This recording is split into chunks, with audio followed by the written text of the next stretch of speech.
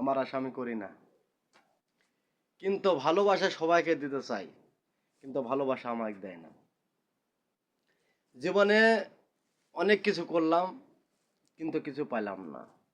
বাদাম বেচলাম, 12 ভাজা বেচলাম, কিছু হলো না।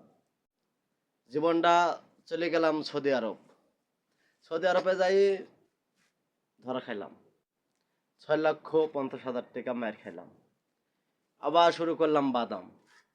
বাদামের ব্যবসা করি, ঠাই করে কোনো রকম সংসারটা চলে যায়, ফ্যামিলিটাও চলে যায়, কিছু করতে পারি না। সবার মাঝে বিনোদন দিছি, হাসি আনন্দ করছি, ফুর্তি করছি, তাই। আর সবার জন্য উপলক্ষ দাওয়াত থাকলো 11 তারিখ।